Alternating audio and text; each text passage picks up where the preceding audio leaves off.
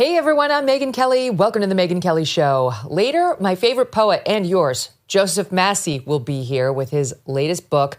We are supporting him because we love his poetry. He gets Trump, he gets MAGA, and then, of course, he got canceled. But we will not allow him to remain canceled because we have power on the right, too, even over the arts and the artists who the left decides we're supposed to hate. But we begin with the news. And it involves immigration today, as the corporate media continues to completely misrepresent the now viral case of this guy, Albrego Garcia. Just a Maryland father, according to the media. He's just a Maryland dad. We've even crossed over to some describing him as a U.S. man, an American man. He is not an American man. He is an El Salvadorian who was here illegally under everyone's assessment. Who's taken a look at this? I mean, there's no question he was here illegally. There's no question. But it's being misrepresented by the media left and right. The story's been brought back into the spotlight because El Salvador President Bukele visited the White House yesterday amid his budding bromance with President T. And it really is very funny. He sent out some tweet after the meeting like, I miss President T, or what? I can't remember what it said, but it was something very strange. It was bromancy. But what happened inside the Oval was very consequential when it comes to this case and, of course, its implications for President Trump's powers to deport illegals in the country. Joining me now to discuss this and all the news, Steve Deace, best-selling author and host of The Steve Deace Show on BlazeTV, and Delano Squires, contributor to The Blaze and research fellow at the Heritage Foundation. Don't miss a moment. Subscribe to this show on YouTube and follow me on Insta, Facebook, and X. Let's be real. Our modern world can be toxic. From ultra-processed foods to environmental chemicals, our bodies are under attack every single day. And one of the biggest casualties, our digestion. Millions of people suffer with indigestion, bloating, and upset stomach. But here's the good news. We do not have to just accept this. Our ancestors had the answer all along. Bitter foods.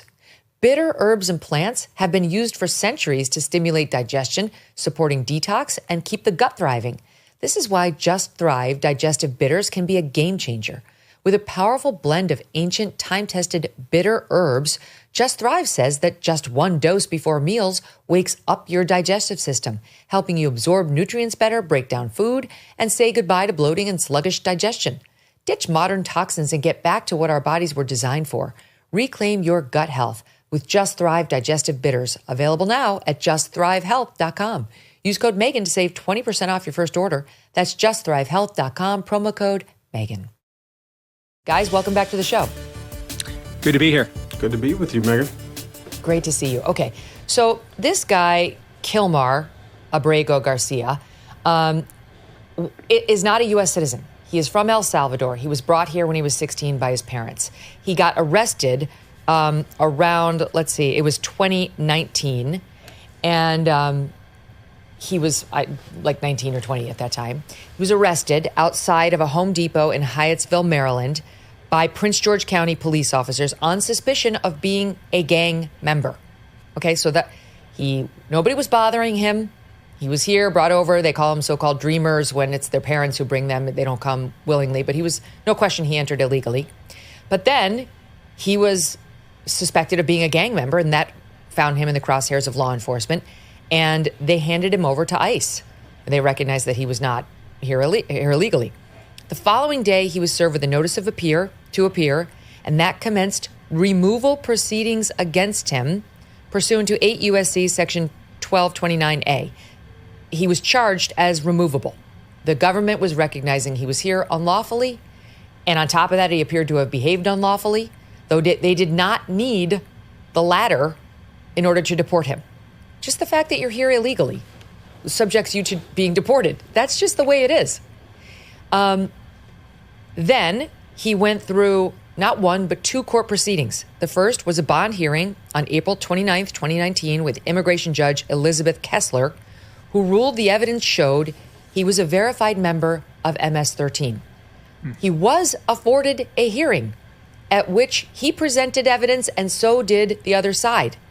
The court, quote, first reasoned that the respondent failed to meet his burden of demonstrating that his release from custody would not pose a danger to others, as the evidence shows he's a verified member of MS-13. on December 19th, 2019.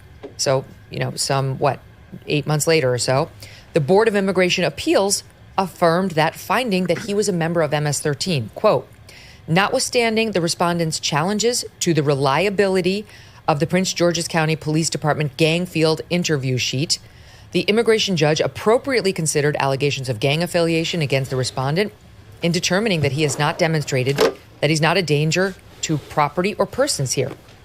Then, as he realized he was about to be actually kicked out of the country, he had already been deemed not qualified for bond, he applied for asylum, even though it was much too late. You have to apply for asylum within a year of getting here. And then, not coincidentally, also asked for something called withholding from removal from El Salvador in particular, allegedly due to threats from gangs. It was his safety move. Like, if you won't give me asylum, then please at least say they can't send me back to El Salvador because there are mean gangs there who want to hurt me and my family. And on October 10th, 2019, he was granted not asylum, but withholding of removal to El Salvador after the immigration judge agreed he had established it was more likely than not that he would be persecuted by gangs in El Salvador. ICE did not appeal that grant of relief, and plaintiff Abrego Garcia was then promptly released from custody. ICE arrested him in Baltimore this past March under the Trump deportation push. So that's his history. He is under an order of removal. And at that moment, where the judge found he didn't qualify for bond and that he was removable, just not to El Salvador, he could have been deported to any country in the world. The only arguably wrong thing that's happened here is that when Trump deported him, he sent him to the man's home country of El Salvador.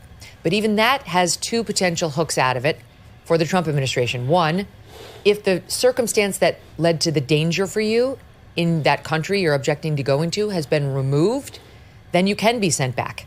And that gang that was allegedly persecuting him is no more in El Salvador. So that's one.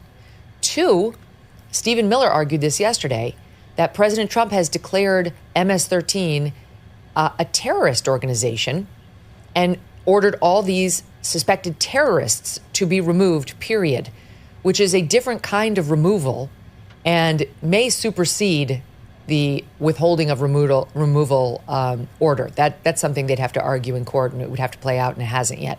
But I did take note of Stephen Miller's emphasis on he's a terrorist, and President Bukele of El Salvador mentioned that word too. And it seems to me that they're trying to tee up yet another legal argument as to why even the order not to remove him to El Salvador would not be in control over this particular guy because of Trump's immigration ruling.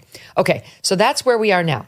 But that leads me to the media today, which has decided he is not an illegal. He is a Maryland man. That is basically what the media wants us to believe, that he's this really sweet guy who is just a dad in Maryland, and the mean Trump administration is trying to kick him out, and we don't understand why they're doing that. It feels very wrong to the media.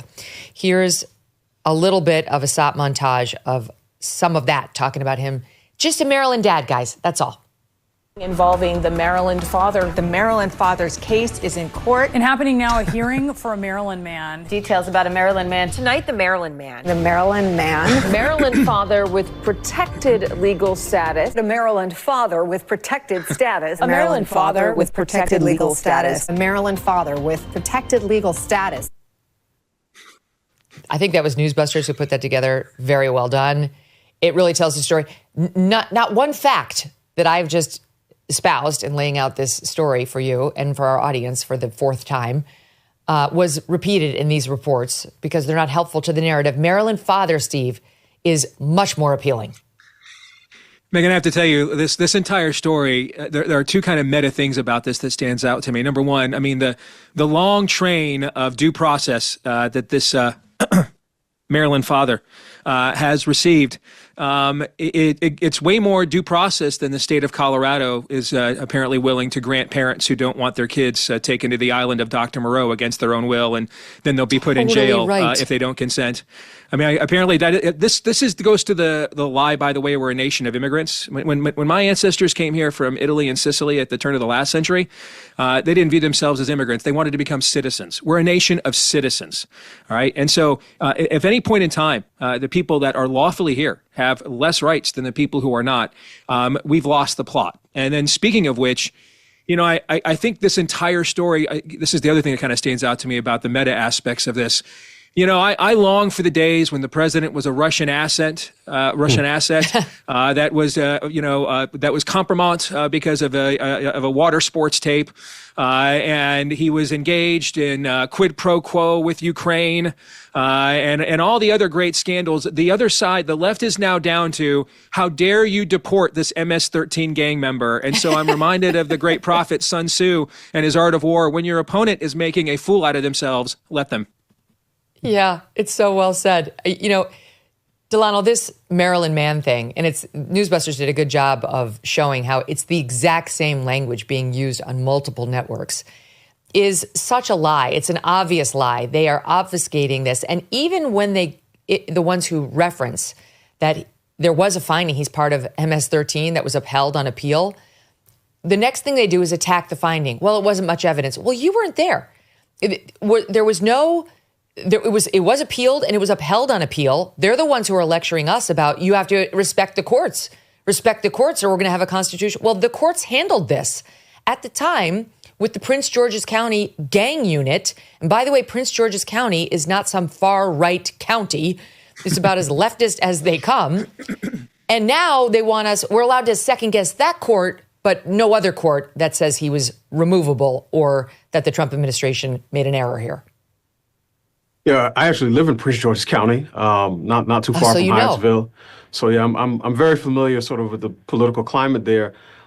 This has been, I think, for people who are not following the news closely, a very confusing case because there are different perspectives going back and forth, right? Aside from the propaganda in terms of him being a Maryland man, right? Sort of obfuscating his legal status. It's okay. Is he a gang member? Is he not a gang member? Has he had his due process or has he not? Is the Supreme Court saying, is there a distinction between facilitating his return and effectuating his return? What I look at are sort of big picture issues, and I think there are ones that apply to each side. One, on the right, I do think there's an issue of due process, and taking it out of this case, right? We're a nation of laws. People have rights. Citizens, to Steve's point, have the highest class of rights, and non-citizen residents. I'm not a lawyer, so I can't speak to what that set of rights looks like. But I think there are some people who say, look, if he can be taken off the street and sent back to El Salvador, what happens if that happens to me and my mom or my dad is on a green card? I understand those concerns, but on the other side, for people who believe that for too long, the American government, both federal and local, has prioritized the rights of criminals over the rights of law-abiding citizens. This is a moment where we have to say, you know what? We don't have the stomach to do what really needs to be done to make America safe again. And we're going to have to develop it over time. Because if we freak out over every single incident that the media can spin in a particular way, we're never going to get anywhere. And it's ironic because, President Trump was hosting, the president of El Salvador, who basically said to the gangs, your time is up. I'm rounding up everybody with, extensive head and neck and arm tattoos, and I'm carting you off to jail. And for someone like me, who has openly questioned whether, we could be a little bit more innovative in some of our criminal justice policies to minimize the sort of third-party effects to innocent citizens, I look at that and say, wow, this guy's doing something that, in some respects, I can get behind. But I also know that that's not the way we do things in America. So there's sort of a tension there. And I think if you ask the average American citizen, hey, if you could snap your finger today and lock up every single gang member, Bloods, Crips, neo-Nazis, Italian mafia, Russian mafia, I think many people will say yes, because we want our streets to be safe again. So at a certain point, we're going to have to develop the stomach for this, and we can't allow the media to take every individual incident and get us off track. Yeah, and that's what they're doing. So right now, this man is in an El Salvadoran prison, this one that we're sending these illegals to. And the media back home is completely running cover for him. Just a couple more examples of the ones I gave you. Politico's headline, El Salvador won't return wrongly deported Maryland man. New York Times, El Salvador's leader says he won't return wrongly deported Maryland man.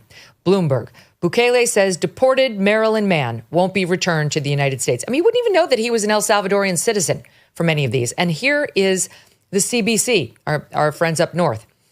El Salvador president says he won't return U.S. man who was deported by mistake. As if Trump decided Steve Deace needs to go because he mistook you for an illegal and sent you home and then said, there's nothing I can do about this. And here's just one more. Here's the New York Times' The Daily interviewing their Supreme Court correspondent, Adam Liptak, about whether this guy has had any due process. And now I just laid it out for you. What happened to him in 2019, the immigration judge, I read you excerpts from her decision. Then it went up in appeal. I read you excerpts from that court's decision. Then he acclaimed asylum or withholder from removal. And they said, you don't qualify for asylum. And they gave him withholding from removal from one country only. But he was absolutely deportable at that moment to any other country. And listen to the way the Times styles what happened to him. He wasn't afforded the merest amount of due process. And if he had been afforded that, he could have made 2 points. One, that he's exempt from being deported to El Salvador. And two, that if there are other things to be said about his life, he could dispute that, put in evidence, what? Call witnesses. He had the chance. He was afforded neither of those things. Mm-hmm. Yes, he was. And in any event, even if everything was true, even if he's a member of this gang, even if that's criminal conduct, even if it's criminal conduct in the United States, that still doesn't give the government the right to deport him. Maybe it gives them the right to prosecute him in the United States. Maybe it gives them the right to send him somewhere other than El Salvador. But the one thing we know is that it's unlawful to send him to El Salvador. We have every right to deport every illegal in this country, every single one who hasn't been granted asylum. That we do not have to prove that they've committed an extra crime on top of their illegal entry.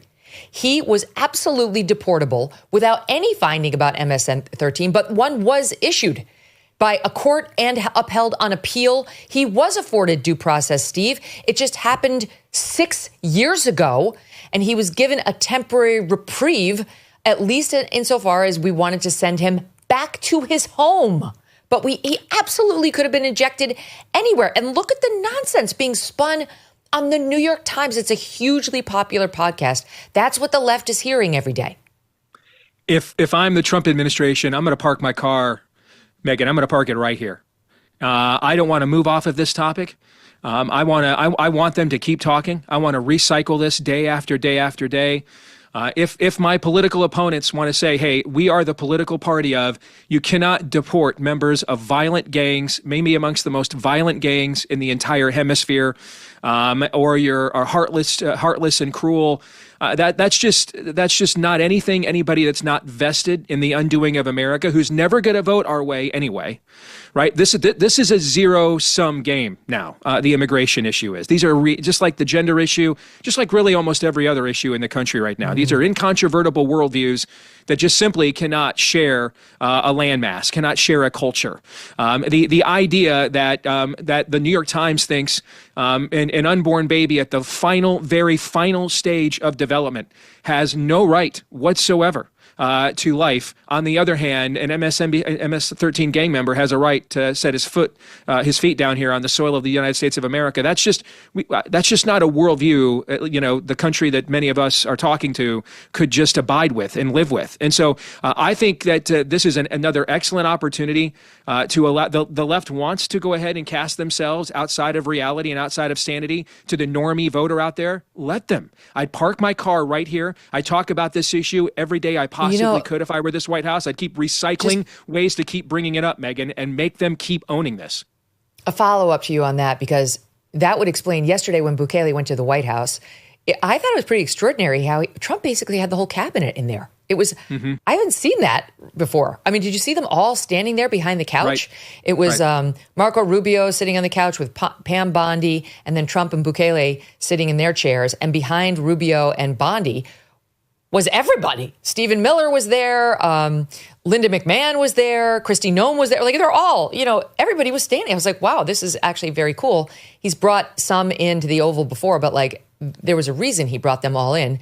And he used them to answer questions from reporters. And as I hear you talking about this, like park your car on it, I think he was parking the car yesterday. I'll just show you some of what I'm talking about, because those cabinet members and Stephen Miller, who's senior advisor to the president, were doing battle, in particular with CNN's Caitlin Collins.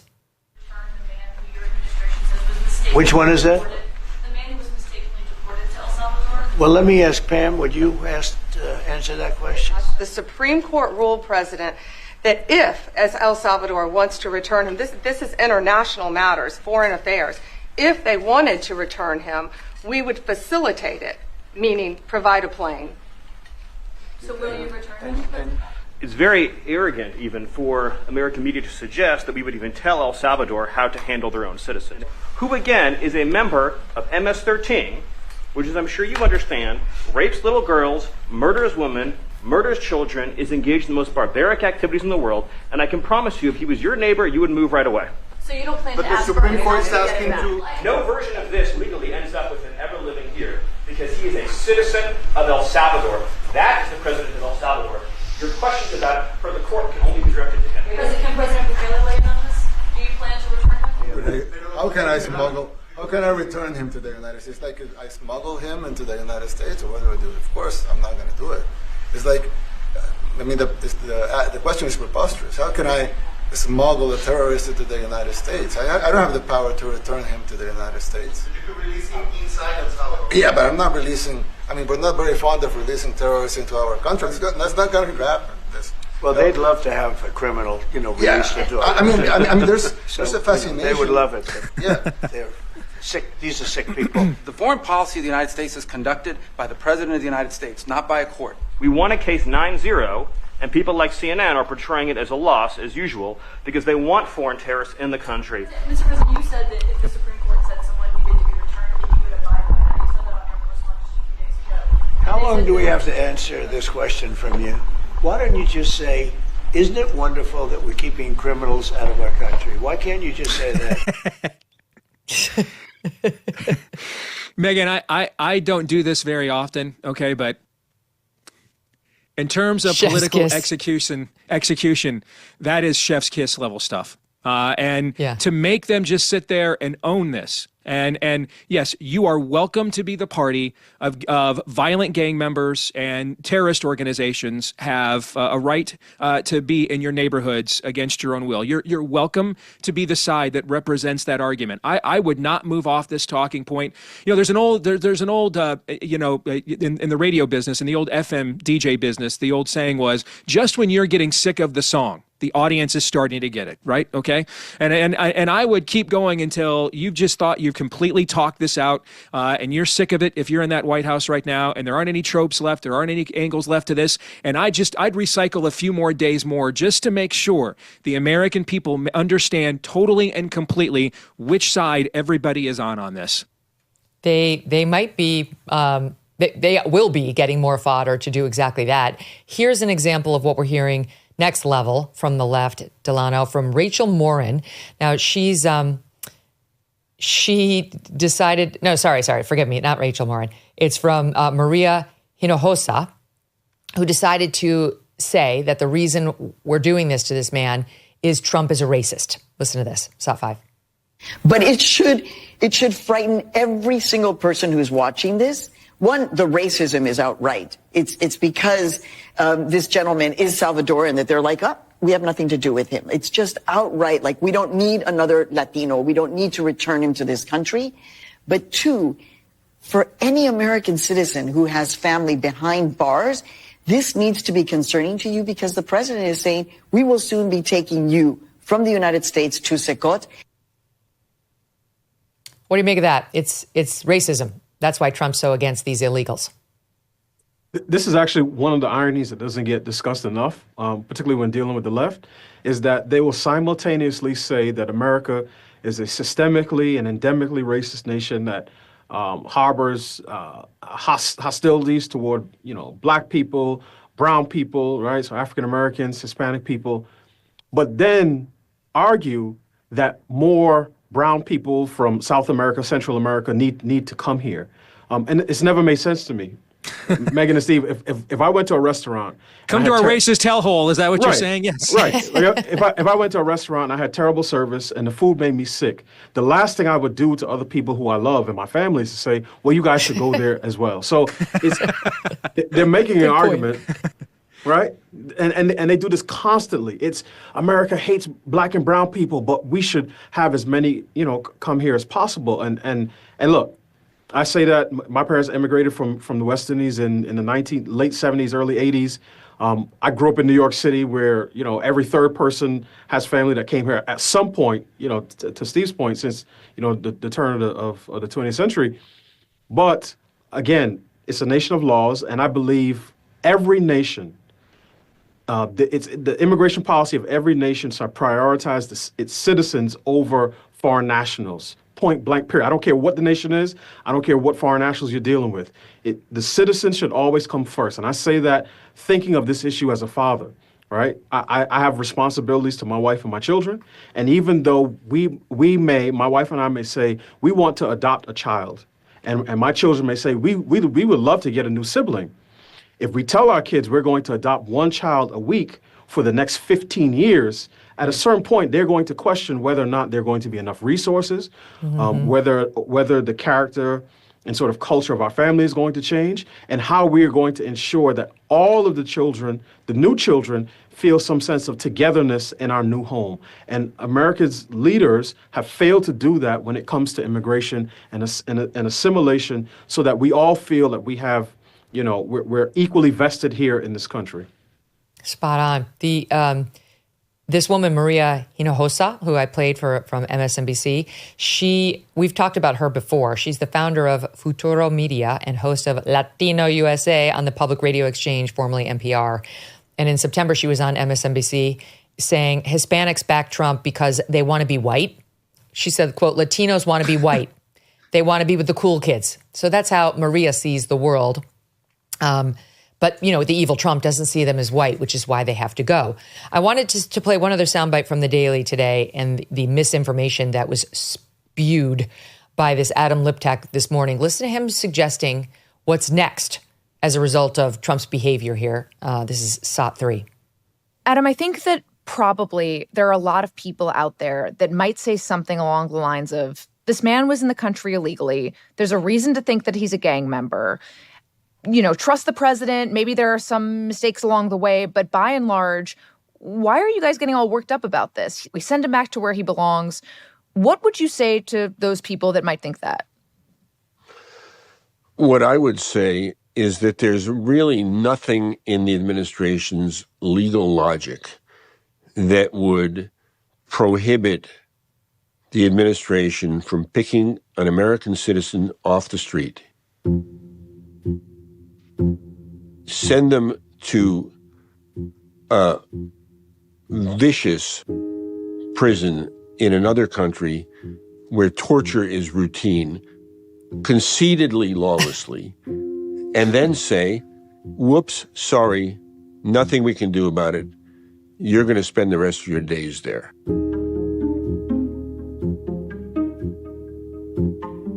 The legal logic of the Abrego Garcia case is no different than the legal logic of sending Rachel Abrams or Adam Liptak to El Salvador for the rest of our days. Oh, my God. The fake drama with the music dropping, except for the fact that you're American citizens.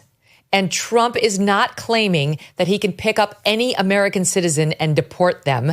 The whole reason this guy got deported is because he was suspected of being an MS-13 member, which threw him into the crosshairs of law enforcement. They discovered he was here illegally, which is why he was subject to removal.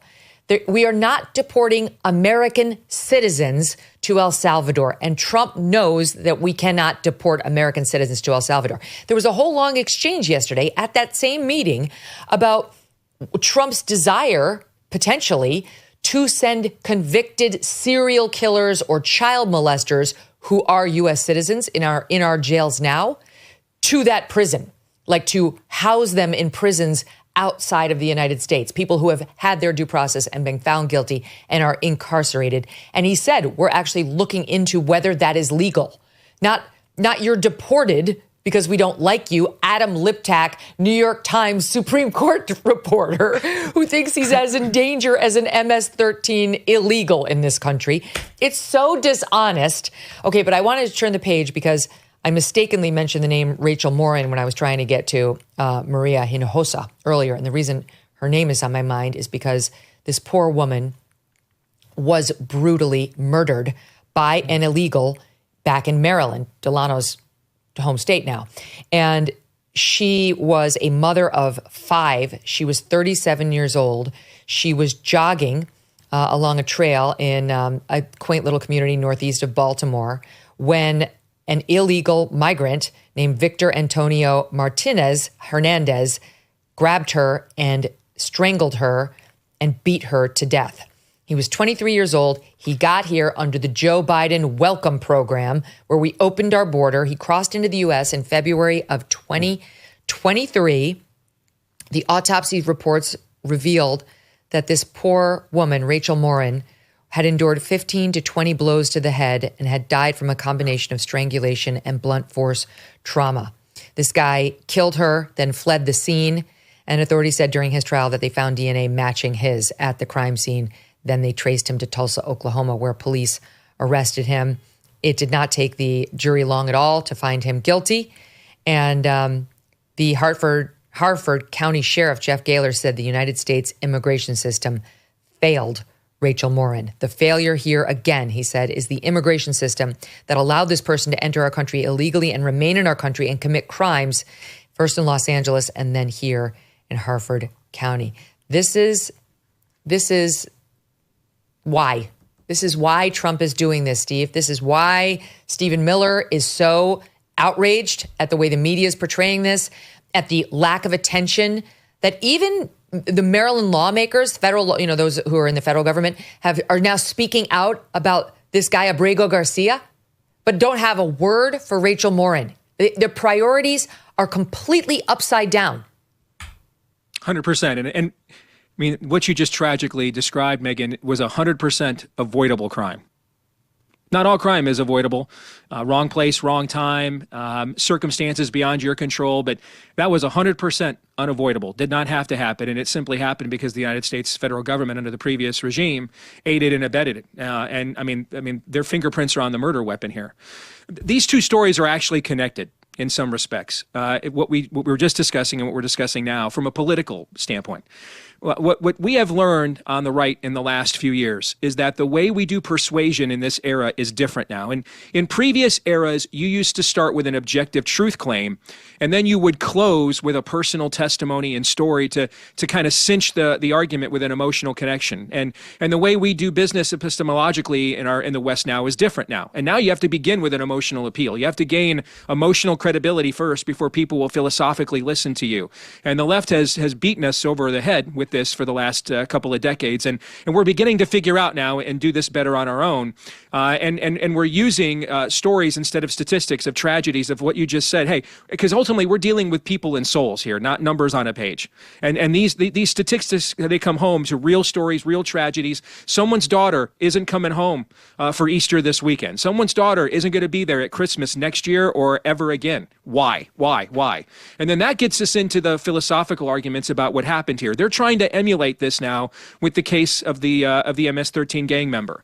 In the last election, Trump won Hispanic men overall by 10 points, one of the most astounding pieces of data in all of the exit polling. Did even better with younger Hispanic men. And what you're seeing is a generational changeover. The original Hispanic voting bloc that from the 80s on, one of their primary concerns, if not their primary concern, was I want to bring as many people that are stuck back home with me here, which means if you put conservative pieces of legislation on the ballot as a referendum, they would often vote for us, okay? But if you ask them to vote for Republicans, they often would not because of that primary concern. I want to bring more people stuck back in the squalor of home here with me. Well, we've had a changeover, and ironically, it's some of these so-called dreamers are one of the reasons why. They view themselves as full-blooded Americans. They view themselves as citizens, not immigrants. Right? And it is vital to see yourself as a nation of citizens and not immigrants. They see themselves as a nation of citizens now. They're living in these suburbs now. They're living in these exurbs now. Those are their schools now with their kids. And they don't want to bring back from home what was left behind. And they're attracted to that Trump message. And so what the Democrats are attempting to do, they identify, frankly, more with Laken Riley than they do an MS-13 gang member, because that could be their daughter. And what the left now is trying to do is say, no, you have it wrong. That could be you deported next. And that's the case they're trying to make. It's or they're actually saying, no, you're just trying to act white. That's you trying to act white, like a cool kid, quote unquote. It's a good strategy for them, but the problem is they chose the wrong example to try to emotionally manipulate. So why did they choose this terrible example? Because they're running out of ideas and running out of time, and they're losing ground. Well, and because they had that one sliver of he wasn't technically supposed to be deported to El Salvador. Right. So the Trump administration admitted that was an administrative error, that was an error that they made in sending him there in the beginning. Now they seem to be trying to wiggle out. Megyn, that's a technicality that most of the American people won't care about. All they're going to care about is get this MS-13 gang member off the streets by hook or by crook. That's all they're going to care about. That's right. That saying, it always throws me because it starts off by sounding like by hooker. And I'm like, how are we going to use the hookers? How are they going to help us? But I mean, I'm all for it if that's what we have to do. Never looked a gift horse in the mouth, Megyn. Never. Yes. There's no limit to their powers. Before we leave the subject of Rachel Morin, I want to play this soundbite. Her brother, Rachel's brother, Michael, spoke at the RNC over the past summer, and then her mother spoke out with Trump at the border last summer in another event that the media barely covered. They did not. He went down there. That's where he met Jocelyn Nungaro's mom. He met with Rachel Morin's mom. Trump has been very clear he was going to make this an issue and do something about it. And here she is at the border last summer. She had 5 children. The trail that Rachel ran daily was a trail that we as a family would walk over the last 25 years. Hello, Mrs. Morin. This is Detective so-and-so. I'm the lead detective on this case. There's no easy way to tell you this. But we found your daughter's body. She was brutally beaten, raped, and then stuffed into a drain pipe. We're not here for a political stand, although we are. We're here because we're losing our moms, our daughters, our children to criminals. Truly, I hope that you would just take my words to heart, because it's devastating. Oh, that poor mom. And that totally brings it home. It's like, no more. No more. We're done. Yeah. The Joe Biden days of open borders and no consequences and revolving doors out the back of the courtroom once you've been ordered deported are done. All right, I want to turn the page because there's much more to get to, and that includes Karmelo Anthony and this case of the altercation he had with Austin Metcalf, a 17-year-old down in Texas. So the controversy today in this case is that this young man, he's also 17, has been released after admitting to stabbing Austin Metcalf in the heart at a track meet. They were both there as spectators, both boys in high school, their whole lives in front of them. He is admitting that he stabbed Austin Metcalf in the heart with a knife. He alleges it's because Austin Metcalf laid hands on him. He's not even claiming Austin Metcalf had a weapon or threatened to kill him, etc. And now Karmelo Anthony has been released on bail. He was released from jail on Monday after posting a reduced $250,000 bond. He will remain on house arrest until his trial. A judge in Collin County slashed his $1 million bond originally and said he may await trial at home with an ankle monitor and 24-hour supervision from his parents or some other adult designee. And the family had set up a Give, Send, Go account, which has already raised over $415,000 so far. I'll just tell you what some seasoned lawyers are saying. For example, our pal Phil Holloway. He says, I see people held without bond for months or even years for much less serious charges. And I've heard a lot of that. I mean, you know how many January 6th cases were held without bond who did not murder anybody. But this guy, Delano, gets out on, relatively low bond that somebody else is paying because he's already got this huge GoFundMe account or Go Give Send Go account. And you tell me why that is, in your opinion. Well, to be frank, I was surprised that bail was set at $1 million. For context, Dylan Roof's bail was set at $1 million for the gun charges, not for the murders he committed, not for the 9 murders in Charleston, South Carolina, but on the gun charges. So $1 million always sounded high to me. If Carmelo Anthony had a long track record, a long criminal record, then I think it would be different. I think his entire case is going to hinge on his claim that he was acting in self-defense. A jury will have to hear evidence to substantiate that claim, and they will decide whether or not there's any basis to that claim. I think, this is my personal opinion, this case has moved from a local case to a national case because of the racial dynamics at play. And it's Carmelo is black and Austin was white. Correct. And it's unfortunate that it seems as if many of the conservatives who typically say, let's wait to hear all the facts, let's get all the evidence, let's let the jury, of this person's peers make a decision, have rushed to judgment in terms of motives, in terms of what happened or didn't happen. And part of the reason that I've been hesitant to make certain comments on this case publicly and why I'm holding my powder is because I've seen time and time again the original narrative that gets set into the media, whether on the left, typically on the left, because this race-related crimes are sort of the province of the left. They have been. I think that's changing now. But I've seen hands up, don't shoot, go up in flames. I've seen sort of the original narrative, in other cases, go up in flames. We've even seen, even when it comes to George Floyd, people go from saying, we see the video, to now certain commentators, particularly on the right, saying, no, Derek Chauvin had nothing to do with George Floyd's death. It was the overdose. So my thing is this. The $1 million bond sounded high to me. I'm not surprised it was lowered. The Give, Send, Go stuff, I've seen how that's been sort of painted. Ultimately, Carmelo Anthony is going to face a jury of his peers. And if what he did if the sort of original reports hold true, that it was just a minor verbal altercation and he pulled out a knife and stabbed this young man in the heart, then he's going to go to jail, going to go to prison for a very, very long time. He's going to. That's my prediction as a lawyer, and we take on legal cases all the time on this show, given my own past as a 10-year practicing attorney at a very high level. I have no doubt that this kid is in a lot of trouble right now and is more likely than not going to go to prison probably for the rest of his life. Because we went through the legal standard with our legal panel just the other day. You cannot respond to non-deadly force with deadly force, period. Mm-hmm. Period. And it doesn't matter what the color of your skin is. What I think is happening here is this judge is probably bending over backward for him because of the color of his skin, because the judge is probably afraid of looking like they're being too tough.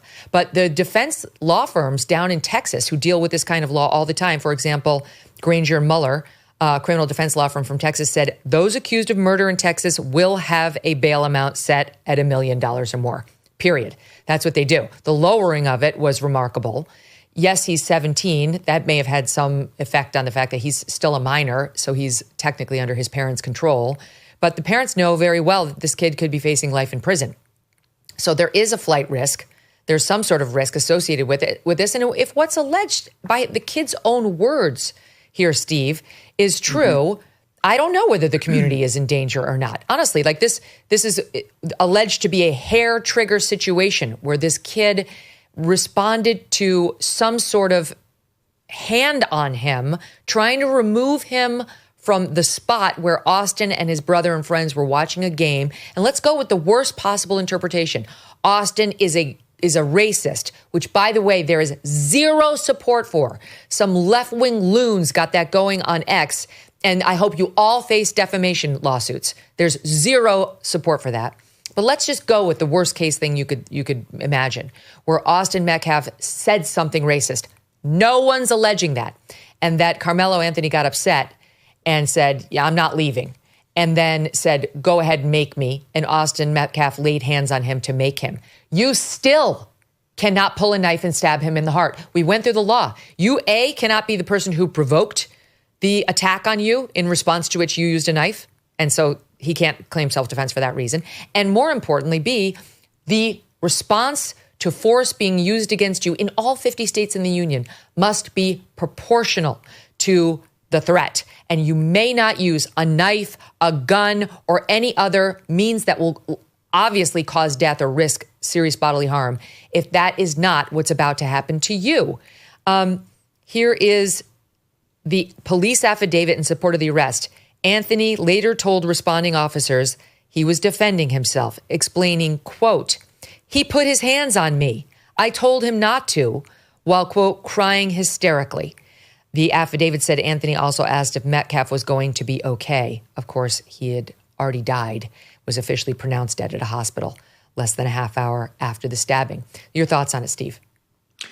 Well, if you don't mind, just a quick digression. I wanted to commend the father here of the victim who got just roundly criticized for forgiving his son's murderer. Because we're conflating forgiveness with forbearance. It doesn't mean we're exempting you from the consequences of your actions. It just means we're not going to harbor bitterness to you. God forgave me, so I'll forgive you. And ultimately, you now have to face the consequences for your actions. And I'm going to release you of that and not let that bitterness take root in me and turn me into a person I don't want to become. That's really why we forgive. And I wanted to make sure that father got a well done, good and faithful servant from me if this topic came up. As to your question, I'm fine in a case of self-defense, like what Delano said, just letting the process play out. Unfortunately, we have a hard time doing that when, based on even what you just said in your lead up there, Megyn, it is it's at the very least an irregular reduction in bail for a case of murder in the state of Texas. Number one, I think it's perfectly fine to question why. What's so unique about this? We have witnesses, we have a police statement, doesn't mean, by the way, he doesn't get due process in a trial, but we're talking about bail here. We're not talking about sentencing, okay? And so what would be unique? And I don't know how you could avoid just coming up with some of the obvious things that would be unique about this case as to why a certain level of bail leniency would be practiced here, as you did.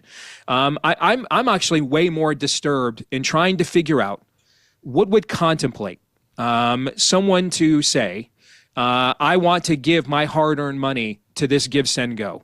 That's the part of me, the part to me that I'm just really troubled by. I just don't understand what it is about this case, unless you're so embedded in racial identity that it's become your own idolatry. I have no idea why you would feel compelled to take money off your kid's table and give it to this cause. Okay, I mean that's the part of my I just can't wrap my brain around that part of this. That's what's happening, because not even right now, I'll let you go, Delano, but right now, not even the defendant, Karmelo Anthony, is alleging anything that would justify him stabbing Austin Metcalf through the heart. He's not even alleging it. Yeah, I think I can respond to that, Steve. Here's the sense that I get. On the right, the way this is framed is that, there's sort of this anti-white racist intent coming from the black folks who are contributing to his give, send, go. What I think those people are doing, the people who are contributing, is saying this kid is about to get railroaded, and we want to give him, resources that he can defend himself. And what they would say is, look at Daniel Penny. Right? I know it's not the same case, different jurisdiction, different set of circumstances, but he ended up using a level of force that led to a man's death. And when he raised, I don't know, $3 million on whatever the platform was, it wasn't because there was anti-black racism towards Jordan Neely. It's because they felt he was going to get railroaded in a blue city, and that's the reason that people were saying we need to give to Daniel Penny's defense. I think it's a similar sort of sentiment going on here. Now, we can disagree with that sentiment, but I think this is the problem. This is the danger of immediately racializing these types of cases, because we can admit, if this was black on black or white on white, this local crime would probably not be getting national attention. No doubt. I don't agree with that. I don't agree with that at all. A 17-year-old boy stabs another through the heart after the first boy allegedly, quote, laid hands on him, trying to get him to move seats at a track meet. Trust me, that's a national story every day of the week. It's something's wrong. Something's wrong in our society. I don't care. I don't care what the race is. Even if it had been the other way around, it doesn't matter. Something's wrong in the heart of the person who stabs another in the heart based on a physical confrontation over a seat at a track meet. And we need to figure out what that is. What's wrong? Why did he do that? I don't think, look, he's going to get his day in court and he'll get due process and all that. What's most interesting to me is what drives a young man to behave that way in the first place. And that's, I don't know whether we'll ever know. I hope we will. All right, stand by, guys. We'll be right back. We live in a world our biology just was not built for. Artificial light, seed oils, microplastics, chronic stress. It's no wonder our health is under attack. These modern stressors disrupt our cells' ability to function the way they should, impacting gut health, immunity, even how we age. ARMRA Cholesterol, that's ARMRA, is a bioactive whole food that helps restore cellular signaling and strengthens your body from the inside out. It's packed with over 400 powerful nutrients that work to reinforce your immune barriers, fortify your gut, rev up metabolism, and even support stronger skin and hair. It's pure, potent, natural, and clean. And we have got you a special offer. Get 15% off your first order. Just go to tryarmra.com/Megyn or enter the code Megyn at checkout. That's tryarmra.com/Megyn. Steve, you mentioned it at the top of our first hour together in passing, and I wanted to get into it. So Colorado has done something absolutely insane when it comes to the transgender madness. The state house in Colorado has passed a bill that seeks to punish parents in custody disputes who will not use the new gender pronouns or name of their own child. So if your child gets corrupted by some left-wing school teacher into believing that he's really a she, and then he goes to school every day and he's dressing like a girl when you're not there, and he changes his name, from Eric to Emma, and the whole school's calling him Emma, and he's dressing like a girl when he's at school, and nobody's told you as the parent, then if you and your spouse get a divorce, and let's say the wife wants to affirm Emma because now it comes out, and she's fine with what the school's done, and you're not, your child's gender has been reversed by a school without your knowledge or consent, and you as the dad say, that is Eric, and I'm going to sue the school for doing this, and this is outrageous, you should have brought this to me, and I will fight my crazy wife for custody over this because she should not be affirming this, and she doesn't deserve custody. I deserve at least half. I'm a good dad. they're going to make it count against you as if you are an abuser if you refer to the kid as Eric and or call Eric he and say he's a him. This is absolute madness. It's true craziness. And it passed the Colorado State House by a party line vote. Every single Dem except one voted in favor of this madness. And it's on its way to the Colorado State Senate. What do you make of it? There's two things. Number one, elections have consequences. And it wasn't too long ago that, Colorado sent a Native American Republican to the U.S. Senate, and Ben Nighthorse Campbell. It wasn't too long ago that Republicans were very competitive in the state, could win the state frequently in presidential elections. You have one or two elections. There's a state to the north of me where I live in Iowa here, Megyn, in Minnesota. And its culture is very similar to the one we have in Iowa, but it's a tale of two states. One has a governor in Kim Reynolds, the other a governor in Tim Walz. And if you lose at the wrong period of time to these kinds of revolutionaries and radicals, I went up and spoke to the Minnesota State Legislature's conservative caucus a year ago. And they said, hey, we've never seen things like this. I mean, this is the state that even Reagan couldn't win. Even they were like, one election changed this entire state into California. They've had a couple of bad election cycles in a row recently in Colorado. And now there is really no distinction between the Colorado State Assembly and what goes on in Sacramento every single day in California. All right. And we have to understand now, ultimately, what time it is. We cannot allow the left to gain a foothold of power because these are the things they will do wherever they get that power. But in turn now, we need to also be nominating Republicans who understand what time it is and are willing to use the power we give them to stop them from doing things to us like this. So that's the first thing that stands out to me. Number two, this is a hallmark of every totalitarian belief system. We have 7,000 years of recorded human history. And there's a couple of things that you see in every single human society, and here's one of them. Every time there's any form of strain of totalitarianism takes over in any culture or gains a foothold in any culture, they always turn the kids against their parents every single time. They always turn the children into instruments and tools of the movement, instruments and tools of the revolution, instruments and tools of agitprop and of the state, and against the parents in order to use the children essentially as some form of police force. They didn't just the brown shirts we saw in 100 years ago. That wasn't a new thing. It was just a different uniform. And so this is what you're seeing here now, and this is where this stuff was always going to go here. The one thing the late great Robert Bork was wrong about is we don't slouch to Gomorrah, we sprint. And ultimately, the reason why they hate slippery slope arguments on the left is because they're undefeated. They're undefeated. I mean, these are the questions we've been asking. How far are we going to go with all of this? By which moral standard will we draw the line? And the answer is none. There is absolutely none at all, because whatever grants leftists power and control, that is what they will utilize, because that is the foundations of the leftist belief system. Whatever grants me more power and control and turning your children against you grants me a unique amount of both. This is so sick. And Delano, I have to tell you, it's illegal. It's unconstitutional. It will be struck down. I mean, we just had a whole case, 303 Creative, not long ago, out of Colorado, where somebody was punished by the Colorado state system for not making websites for certain members of the LGBTQ crowd. And she said that it's not consistent with my belief to celebrate, to post like videos about a trans marriage, et cetera. And the court, the Colorado legislature said, no, you will be punished because that's not consistent with our human rights law. And the U.S. Supreme Court found in favor of the web designer, saying the state cannot force her to say certain things in support of a certain ideology that she doesn't believe. That is not consistent with the First Amendment.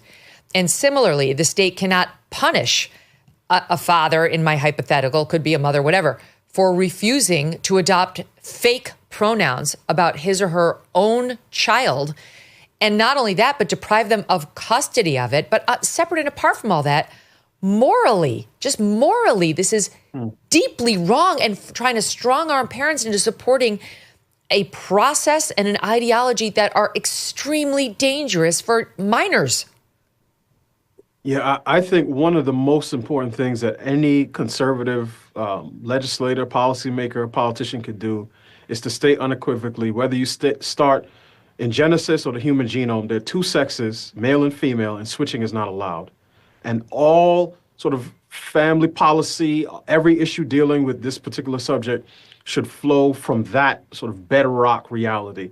I'm not surprised Colorado got here, but I do want to caution listeners and viewers, this is not just a crazy leftist state, crazy blue state issue. This is Megyn, the scenario that you painted was exactly what a man named Jeff Younger went through. This is probably 5, 6, 7 years ago. Jeff ended up running for, he went through this in Texas. Mm-hmm. Right? And I believe that the judge in that case granted his ex-wife custody of their child, who the wife was calling Luna, right? That wasn't the boy's name. And he went on to run for office and, I mean, has talked about how difficult this particular, situation has been for him. And this is exactly what Colorado is doing. And really, to Steve's point, this is a window into the mind of leftists, where they invert reality with their words because they have a God complex, right? So they think that they can create reality ex nihilo. Mm-hmm. They can speak words and sort of life will sort of bend around the things that they say. So they call, quote unquote, conversion therapy when you actually affirm the sex or sexuality of a human being. And they call, quote unquote, gender affirming care when you put a kid on cross-sex hormones, on puberty blockers, when you subject, teen girls to double mastectomies and, quote unquote, gender affirming hysterectomies. So this is what they do. They try to create reality through their words, and every single one of those politicians who voted for that should be primaried. And if I was a conservative in Colorado, I would be running ads on this particular issue, targeting parents nonstop from now until the next election. Because, as you said, Megyn, this is a complete insanity. I will say this last thing here. It's important to realize that this stuff doesn't sort of just spring up out of the ether, and the kids are not just, it's not just that kids are being targeted by Disney and other, media companies. We're talking about the schools, and we've known that colleges and universities have been, sort of leftist indoctrination centers for a long time.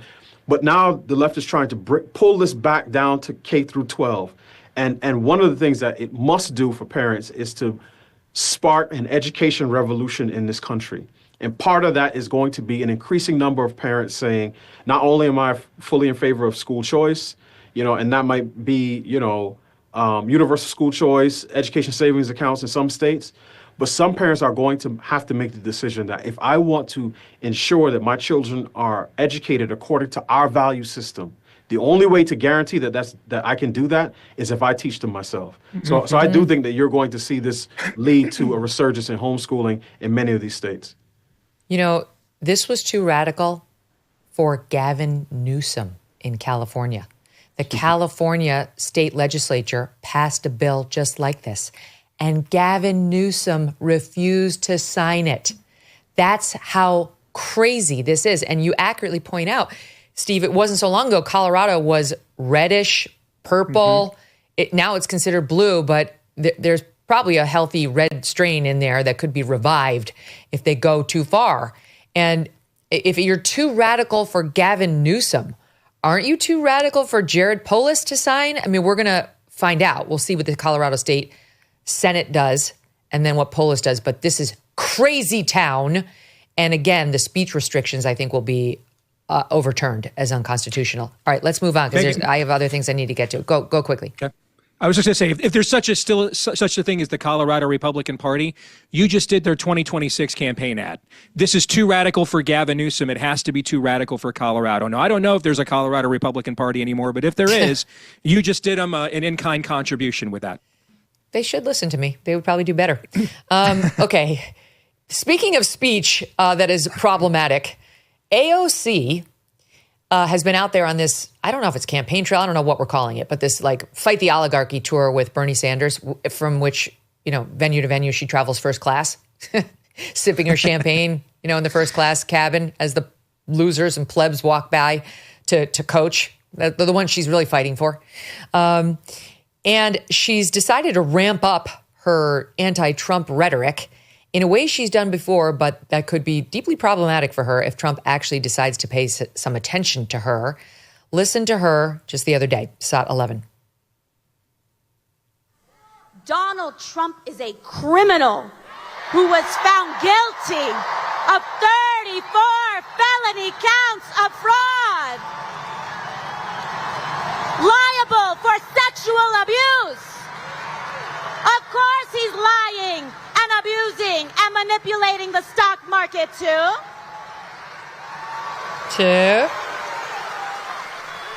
When he talks about rapists and criminals, he should look in the mirror.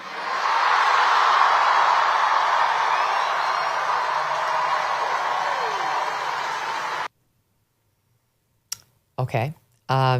Clearly saying that Donald Trump is a racist.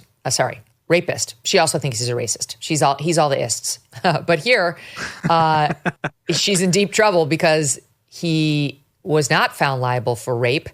And George Stephanopoulos just had to pay ABC some $15 million to President Trump to settle a defamation lawsuit for saying that. She doesn't have any privilege out on the campaign stump.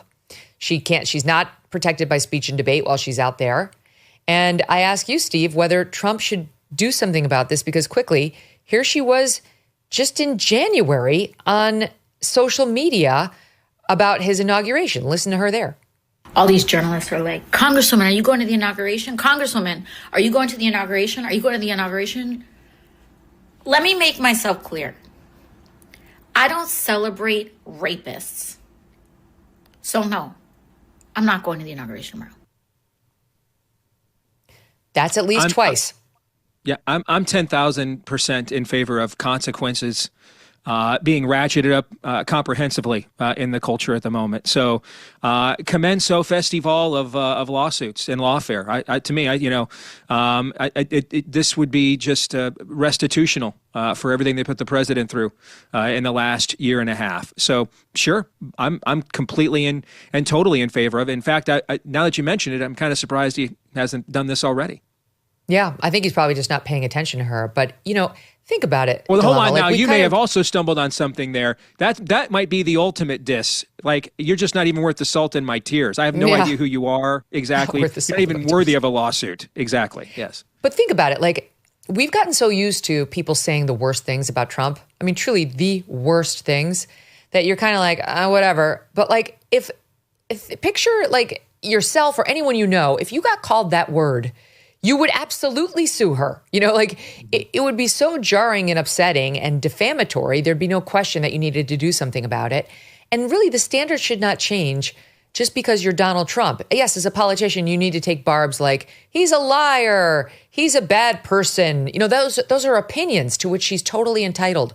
Stating that he is a rapist is a statement of fact, which is false and has been rejected by a court of law. And she continues to do it. So what do you make of it? It's the campaign rhetoric they want to hear. And because here's the thing. Delano. Oh, Delano, my bad. Yeah, Go ahead. No, I agree with Steve, right? To me, the heavier the claim, the heavier the burden of proof in terms of bringing evidence to bear. You just can't go and say things about people. I remember this happened when Justice Kavanaugh was being confirmed, and there was a political analyst on MSNBC who basically said, I'm paraphrasing, he was on Joy Reid's show, so that'll give you a sense of what's coming. He said, Kavanaugh is like all the guys I grew up with, in the sort of DMV area, right? He was the last guy in, a gang rape. And I thought to myself then, I said, I hope Justice Kavanaugh sues this guy under a bridge, because I think people have gotten way too reckless with their words, way too willing to say things and make claims about people that they can't substantiate with evidence. And to your point, Megyn, President Trump is not above the law, but he's not below it either. And this is a standard that I hold across the board, irrespective of political ideology or sort of partisan affiliation, of skin color or religion. If you're going to make a claim about somebody and you're going to accuse them of some of the worst crimes known to man, you better come with some evidence. But there's another issue here that I want to point out. In addition to, I said that, I live in Maryland, so I'm very familiar with the way blue states operate.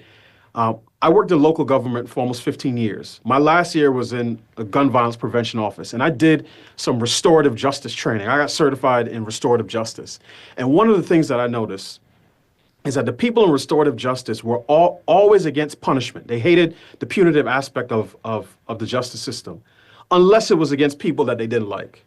So if it was against January 6ers, throw them in jail for the rest of their life. If it was against Trump, throw the book at him. And AOC is using sort of words like felon and criminal in a pejorative sense today when she's talking about Trump. Any other time, it would be about ban the box. We shouldn't ask people about their criminal history. People deserve a second chance. So the left really isn't against, quote unquote, mass incarceration. They just want a weaponized legal system so that they can enact vengeance against the people that they do not like. And I think that they should be called out on this hypocrisy. Spot on. I mean, he's not going to shut her up unless he does sue her. And if he made an example out of her, it would be amazing. But, I do think he's got more important things to do at the moment. You guys, you've been wonderful. Thank you so much for being here. Steve Deace, Delano, Squires, please come back. You bet. Anytime. Thank you. Awesome. Wow. Gosh, it's so infuriating to watch her do that, isn't it? It's like she has no basis. She just wants to smear him. That'll go over great with her crowd. But over and over again, she gets that word into people's head. And it's wrong. It's factually wrong. It's legally wrong.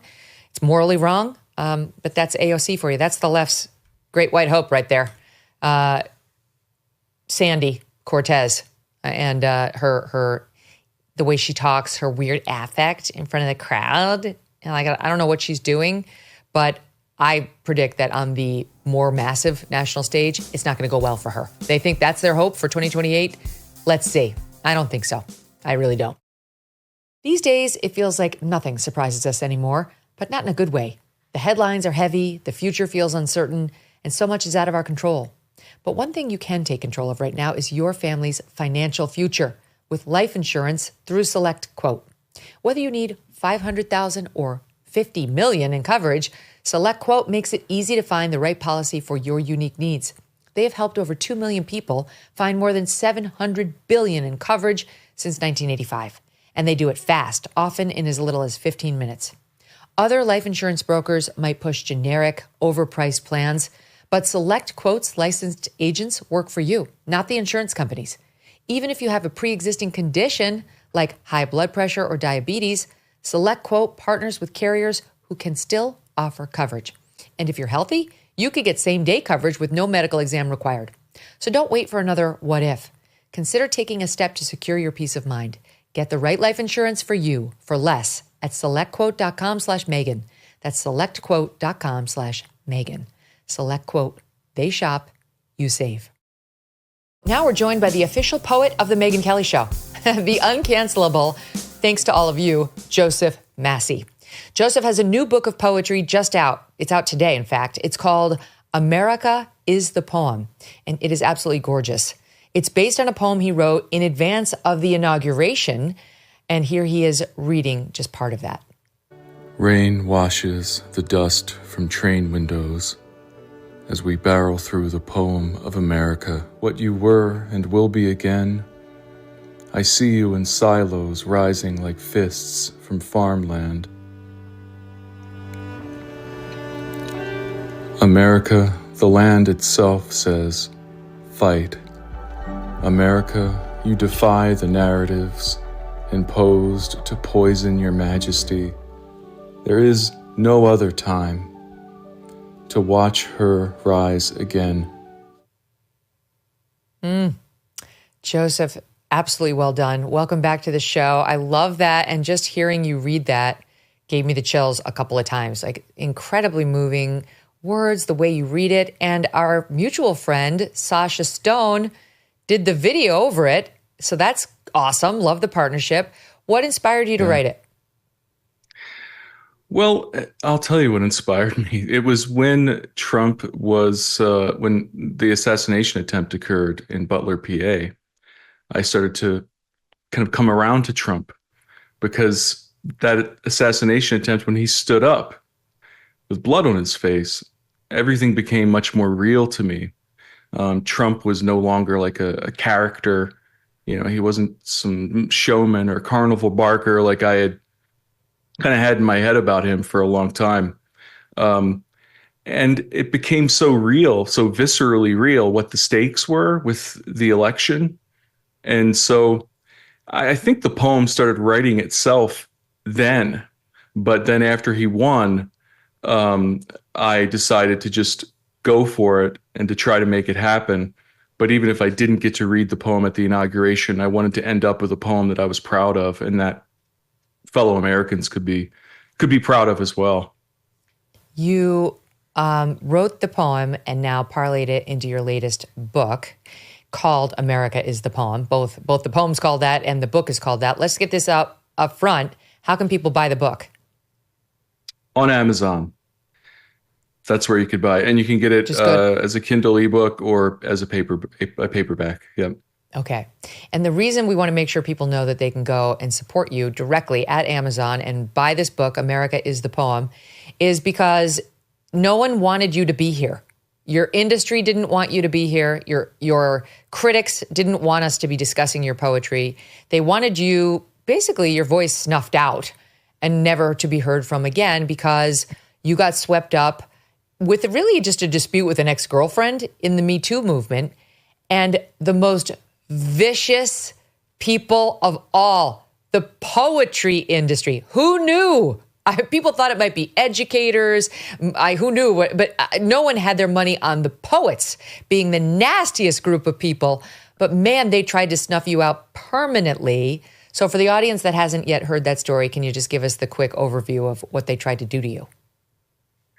Yeah, well, I wrote an essay for Quillette that goes into great detail about the whole thing. It's my side of the story. Anyone can check that out for all those details. But yeah, I was living a decent, clean life after being kind of a drunk in my 20s and being a bit inappropriate at times, as I admitted in the essay and in various public declarations that didn't go anywhere. It was just throwing chum to sharks. But yeah, it was brutal. It all started with a fake letter. It was a forged letter written by somebody who claimed they met me at a poetry reading and that I called her hot. And it was put on a WordPress website. And then this woman that I had been involved with, posted the link with malicious intent. And it just spread like wildfire through the poetry community and beyond into the wider literary world. It was mentioned in Publishers Weekly. There was a disgusting defamatory article published about me in some magazine that's defunct now, but at the time it got a lot of traction. And so I immediately lost jobs. I lost a job I had at the University of Pennsylvania. I lost book deals. I had a book coming out with Wesleyan University Press that was scrapped. And I lost all my friends. I lost all my social networks. So it took a year, all of 2018 and most of 2019 to kind of just rebuild a sense of self again, which I did through God, through Jesus Christ, through the Catholic Church specifically. And then I was able to re-engage my poetry in a way that was even more vital and important. I realized that I never wrote poetry to become successful. It was always a survival skill for me. Mm-hmm.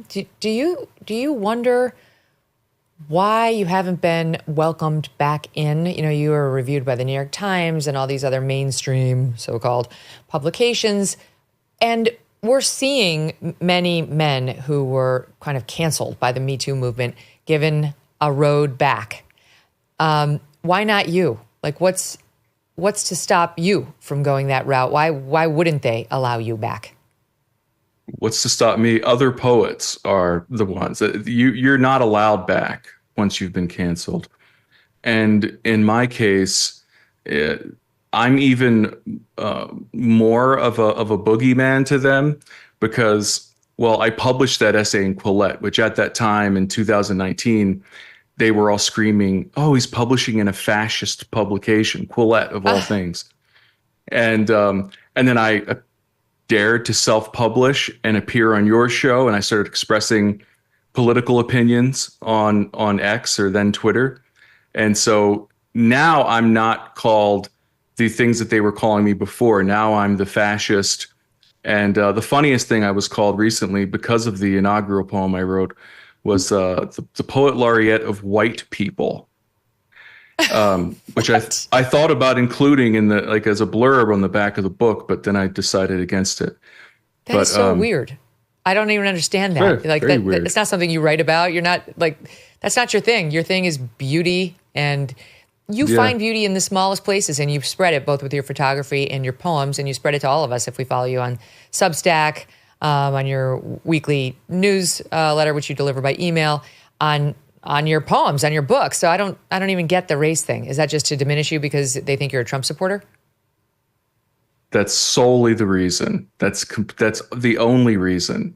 And when I posted a picture of myself wearing a Trump T-shirt, it was like being canceled all over again. Getting messages from friends or people I thought were friends. I can't believe you would do this. I can't believe it. I'm like, what? Why? And it was they never really have any concrete arguments. It's just pure reactivity. And it's not the kind of behavior I ever expected from poets. Growing up and reading poetry, reading Rimbaud and Blake and et cetera. I mean, these people were outliers. They were rebels. They weren't just towing the line. And poets these days, like every other artist in every other field, they seem to just toe the line to keep the federal, to keep the grant money coming. Social justice scolds. Yes, yeah. And I wonder what percentage of them just do it to keep themselves out of the line of fire, you know? Even still, even in 2025? Yeah. Oh, I know. There's apparently a big cancellation going on right now. I won't say any details, but it's just as ugly as it was in 2018. And so I realized a year or two after the cancellation started that I wasn't going to be allowed back, and I'm going to have to do it myself. And so this book and the prior three books, are published under my own imprint. And so they can't cancel me. They can't pull my book because they think I'm a fascist or the poet laureate of white people. And it drives them crazy. It does drive them crazy, yeah. And I can't say I mind. You are moving up the ranks already. We have to make sure that Joseph hits number one. We have to make sure in poetry. And who are you bouncing off of the number one spot if we manage to make this happen? Well, I would like to take the number one spot from Maria Shriver. Maria Shriver has a book of poetry out, and it's abysmal. She's not a poet. She's not a poet. No. She could have not broken the lines up, and it would have been probably maybe a better book. But she's not a poet. This needs to happen. So I should take this today. Spot. Yes, please. You know what? We're here just in time for Father's Day and Mother's Day coming up in June and May, respectively. This is a beautiful gift. Why? Like, what are you going to do? You're going to give like another coffee mug or picture frame or bouquet of flowers.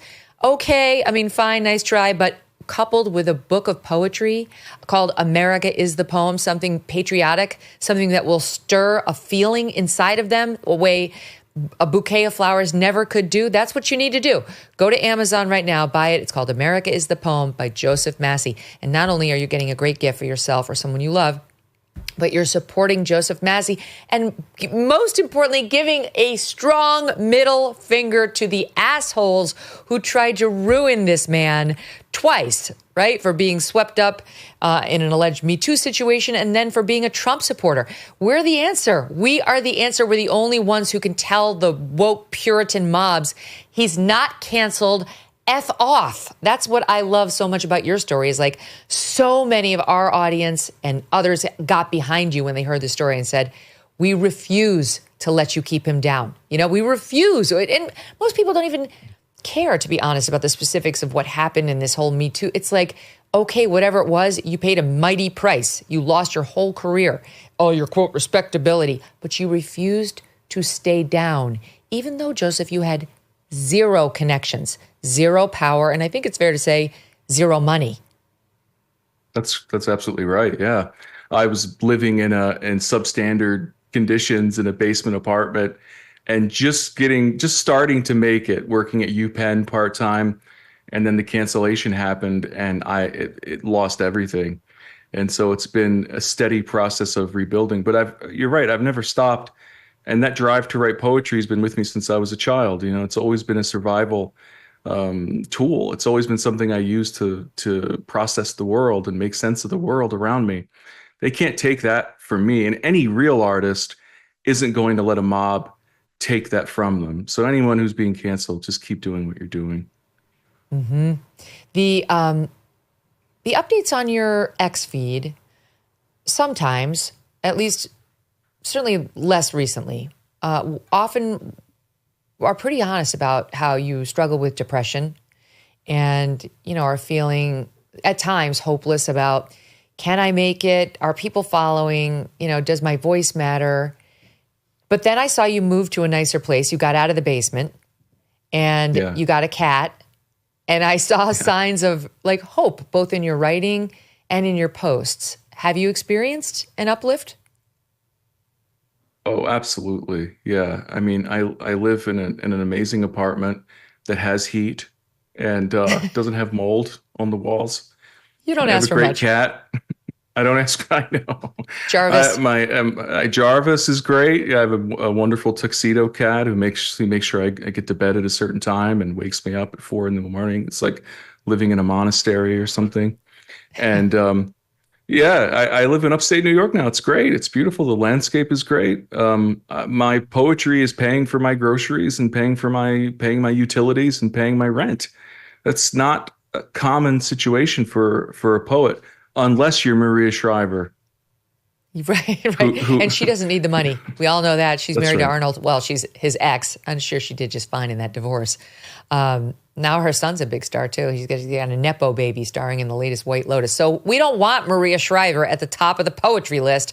We want Joseph Massey there. America is the Poem is the name of the book. So tell me, how do you spend your days? Like, I would think if you're a poet, you need to be outside walking a lot. You need to be like touching grass. I know you're very connected with nature in general, but I would think if you lived my average day, you would not be inspired to write one word of beauty.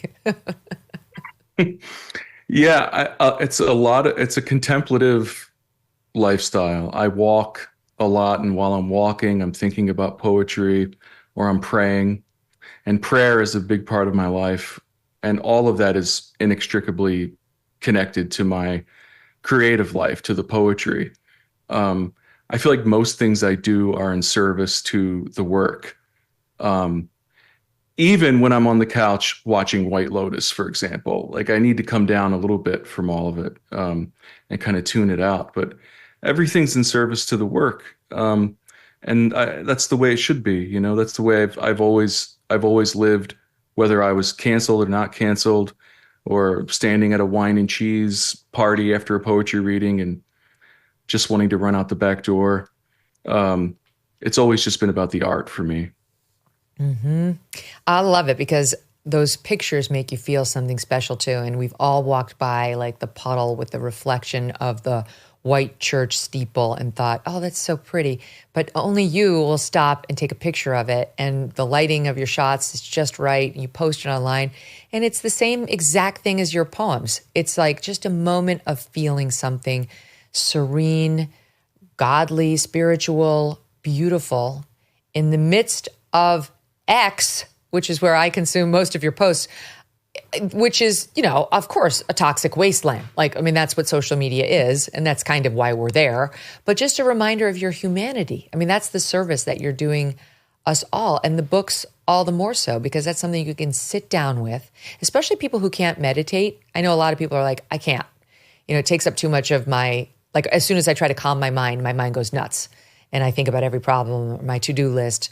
But I feel like poetry is almost a way of meditating without meditating, right? Like you can fill your mind. It's kind of like a crossword. If you just focus on the words, you can't think of something else, but it's calming and it's restorative. Yeah, I think of it as a form of meditation and prayer. More so meditation, because you're forced to slow down. It's one line, one word at a time. And there's a lot of silence in poetry. There's a lot of space around the poem. And there's a lot of room for thinking and contemplating. And that's the whole goal of my work, whether I'm taking a picture or writing a poem, is to get the viewer, the reader, to slow down and to take the world in as it is, in the present moment, and maybe to feel less impacted by the toxicity of social media, even though I consume it as well. But there needs to be some outlet that is away from that, and that is nourishing for the spirit and for the heart. And poetry does that. Yeah. That's your poetry does that, not everybody's. Again, it's called America is the Poem. Buy it on Amazon. America is the Poem by Joseph Massey. The thing too about the namesake of the book, this poem, is you get why so many of us, and I think you share in, feel so optimistic about Trump's win and what's possible over, the next, I guess, 2 years, we'd have to say, because if the Democrats win the House in the midterms, his agenda will be stymied. But right now, it's no holds barred. And while the media will tell you it's terrible, everyone's scared, it's a dark time, he's an authoritarian, I think most of us who voted for him are still feeling extremely happy and optimistic and relieved that the country did the right thing. And that leads me to a different part of the poem than the one we played when you started, in that soundbite in which we started. I'm just going to read part of it with your permission. Of course. You write as follows. America, for love, we go on. America, you defy the narratives imposed to poison your majesty. All the poison imposed to warp us away from our axis. The true, the beautiful, what binds us to a shared reality, sealed under the hand of God. Americans, may we all wake to the dawn this day with courage, for we are the whirlwind promised by patriots who fought to the depth of a last breath to birth America. And we are here. There is no other time to watch her rise again. That's it. That's beautiful. You get it, and unlike most of us, you can express it. So have you been feeling it in the first 100 days or so? Absolutely. Yeah. I don't feel any of the doom and gloom. Even the tariff stuff didn't freak me out. I didn't understand half of what I read anyway about tariffs. But, that part of the poem, America is the Poem, was written on a train ride from upstate New York to Chicago, and just going through flyover country and seeing one town, one city after another, kind of gutted because industry left. And seeing what has been this kind of wreck that's been made of these small towns that once thrived. You could see how they once thrived, but all the bars and the baseball fields are boarded up and grown over, and that inspired me. And then when Trump won, the poem just wrote itself. I think Trump won. I know Trump won because America refused to roll over and die under woke policies, woke agenda that is out to destroy the country, to destroy the idea of like objective truth. You can't have a country where there's no objective truth. And that's just at the most basic level. Basic truth, beauty, godliness, serenity, connection with other. That's what you're about. And that's one of the many reasons I love your poetry, Joseph. I want everybody, please go buy the book, okay? America is the Poem. That's the name of it. It's by Joseph Massey, who, if you go back and look at my very first interview with Joseph, which was, hold on a second, it's in my packet. Pulled it up. It was episode 296 in April of 2022. We reveal a story of how I insisted on calling him Paul before I came to really understand that was not his name. And he let me for a short time. I liked it. I thought about changing it. Yeah. Well, it works, from an apostle standpoint, but you're already good on that front. You already got that covered. So thank you. Yeah. Thank you for all the times you've been on. Episode 296, 566, 754, and now today. We love it, and we wish you all the best. Thank you, Megyn. America is the Poem on Amazon right now. Get out of there, Maria Shriver. You have enough. By the way, on the subject of the woman who accused Joseph, when this story came out, the Daily Wire reached out to her for comment. She did not respond, and she has since taken down the Facebook post that was up about Joseph. Tomorrow, we welcome Batya Ungar-Sargon. And do you remember that story about the defamation lawsuit against NBC over multiple hosts calling this doctor the, quote, uterus collector? Well, his lawyer is here with me, and we'll go deep into what happened here. We'll see you then.